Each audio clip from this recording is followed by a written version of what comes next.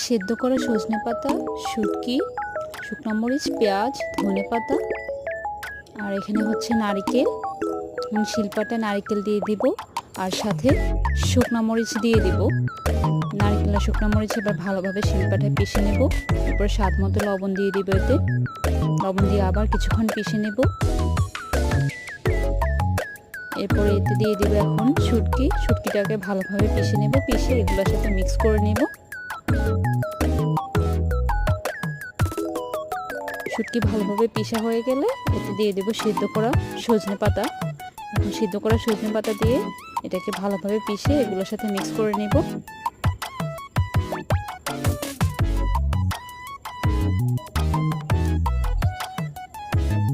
এখন ধনে পাতা, পেঁয়াজ দিয়ে আবার এগুলোর সাথে মিক্স করে নেব একটু পিষে।